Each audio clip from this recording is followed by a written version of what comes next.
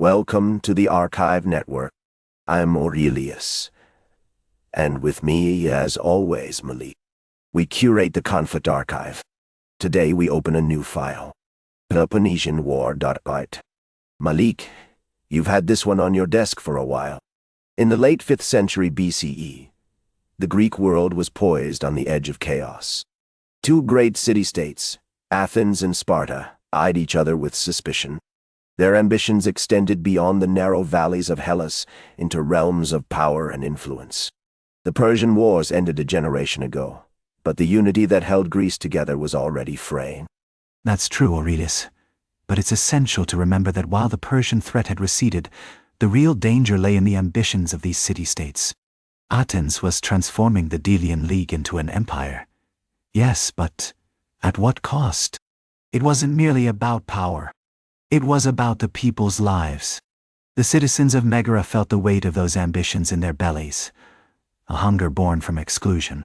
Athens' newfound wealth fueled its expansion in ways we can hardly imagine. Marble temples rose high on the Acropolis, gleaming in the sun, while Athenian ships patrolled the seas, their sails billowing with ambition. This was a transformation born of spoils and tribute from conquered lands. Yet, with such prosperity came a dangerous hubris as the city swelled with pride, blinding itself to the storm brewing on the horizon. History has a way of reminding us that no empire is invincible. But that sense of pride blinded them to the repercussions. The resentment in Sparta was not just a backdrop. It was a visceral reaction to Athenian democracy, which they viewed as unstable. While Athens celebrated freedom, Sparta's rigid structure felt threatened. This clash of ideologies was about more than just territory. It was about the very soul of Greece. The stakes were undeniably high. Tensions simmered, fueled by smaller grievances, like the ongoing clashes between Corinth and Athens over crucial trade routes. The bustling ports of Corinth buzzed with merchants, their eyes darting nervously toward the Athenian sails on the horizon. Each minor incident was like a spark, just waiting for the right moment to ignite a much larger conflict.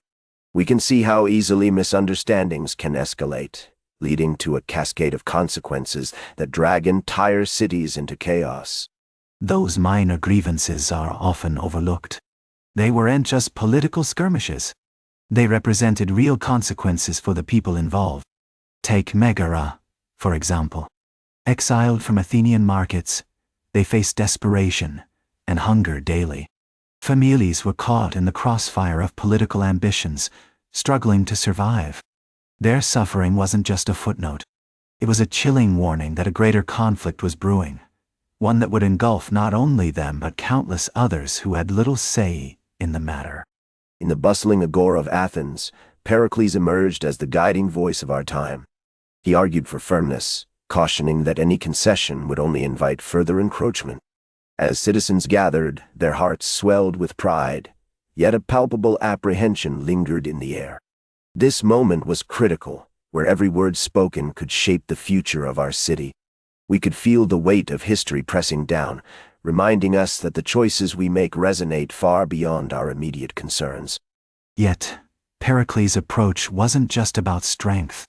It was also about fear. His rhetoric fanned the flames of conflict, pushing the people toward war. When he spoke of Athenian superiority, he conveniently ignored the voices of those who suffered under their imperial rule. The farmers, the artisans, the everyday citizens, they were not included in his version of democracy. The ideal he championed was far from the reality many lived. It simply wasn't as inclusive as he portrayed. The politics of fear can be a powerful motivator. In Sparta, leaders weighed the risks of war against the shame of inaction. Decisions weren't made lightly. Messengers raced between cities, carrying grim news that spread like wildfire. Accusations flew, with each side claiming the other had violated sacred oaths. This only served to further fray the fragile peace that held them together. In times like these, it's hard to remember that trust can be as fragile as glass. But this wasn't just politics. It was a clash of cultures and ideologies that ran deep. Athenians and Spartans saw each other through a lens of fear and misunderstanding, shaped by years of rivalry. For the common people, this wasn't just some distant conflict. It was a storm that shook their homes, their fields, and their everyday lives. They felt the tension in the air, sensed the impending danger, and it terrified them, leaving them to wonder what would come next. As the year 431 BCE dawned, the last embers of peace flickered, barely holding on. Envoys returned empty-handed, their faces grim and weary from fruitless negotiations. The tension in the air was almost electric, a charge that hinted at impending chaos. Somewhere in the distance, a torch was lit, and suddenly, the tinder of Greek civilization caught its first whiff of smoke. We knew then that the winds of war were stirring, and the fabric of our world was about to unravel.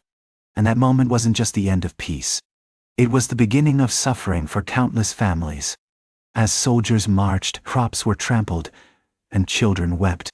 The cost of this conflict would not merely be measured in territory, but in lives shattered and dreams extinguished. The people of Greece were about to pay the price of their leaders' hubris. Every decision, every moment of hesitation, held the weight of entire cities. The stakes went far beyond mere territory. They were the very soul of Greece itself. As the storm gathered and tensions mounted, we could feel the ancient world holding its breath, bracing for the inevitable clash. Empires are relentless. They push boundaries, test limits, and drive us to breaking points that reshape the landscape of history. It's a cycle as old as time. That's where we leave it for now. Part 1 of 5. Peloponnesian War is far from done. If you're new here, we're Aurelius and Malik, curators of the Conflict Archive, part of the Archive Network. Part 2 drops soon.